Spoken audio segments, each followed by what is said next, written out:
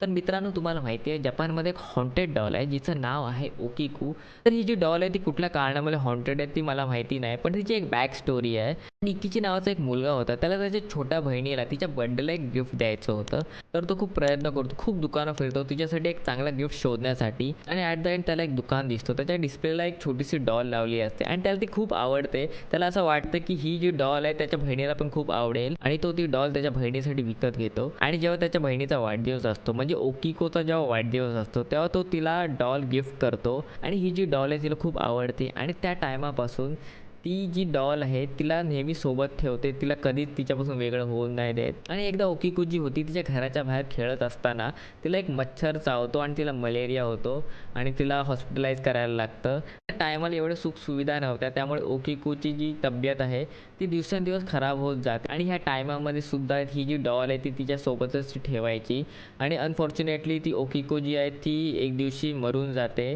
आणि जेव्हा तिला दफन करायचा टाईम येतो म्हणजे तिला बरी करायचा टाईम येतो तेव्हा तिची फॅमिली डिसाईड करते की ही जी डॉल आहे तिच्यासोबतच राहिली आहे, त्यामुळे ह्या डॉलला पण तिच्यासोबतच आपण बरी करूया.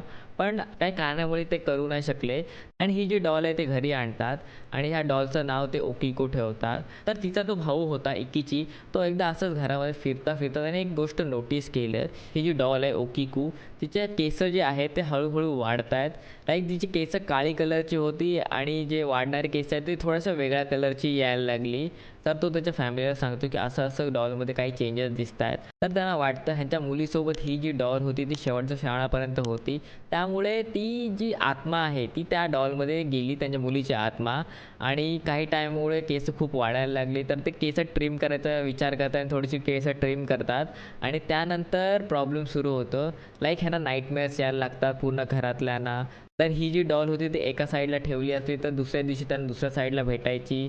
खूप सारे वेगवेगळे आणि क्रीपी अनुभव त्यांना जाणवायला लागले की रात्री त्यांना असं वाटायचं की ही डॉल मूव्ह होते एका प्लेसवरनं दुसऱ्या प्लेसवरनं. तर एक टाईम असा आला तर ह्यांना त्यांचं घर शिफ्ट करायचं होतं. तर ही जी डॉल आहे त्यामुळे सगळं त्यांना नाईटमेअर्स वगैरे येतात. ते एका टेम्पलमध्ये ते देऊन टाकतात. आता जे टेम्पलचे प्रीस्ट वगैरे आहेत त्यांनी पण थोड्या दिवसांनी नोटीस करायला सुरू केलं की हिचे केस वाढत आहेत. आणि टेम्पलचे जे प्रीस्ट आहेत ते वारंवार तिची केस ट्रिम वगैरे करतात, त्यांना पण नाईटमेअर्स वगैरे येतात. आणि आता अजून एक स्ट्रेंज गोष्ट या डॉलसोबत घडायला लागली. तिचा जो तोंड आहे थोडासा ओपन होत चालला आहे आणि त्या तोंडामध्ये जर तुम्ही बघितलात तुम्हाला असं दिसेल की तिथं एक दात उगवतोय. म्हणजे एक छोटासा दात तुम्हाला दिसेल, एक छोट्या मुलाचा दात कसा असतो तर तसा तुम्हाला दिसेल. तर तुम्हाला काय वाटतं या ओकिको डॉलबद्दल कमेंट करून सांगा. आणि तर या व्हिडिओला लाईक नसेल केलं तर लाईक करा, चॅनलला सबस्क्राईब करा. मी भेटतो नेक्स्ट व्हिडिओमध्ये.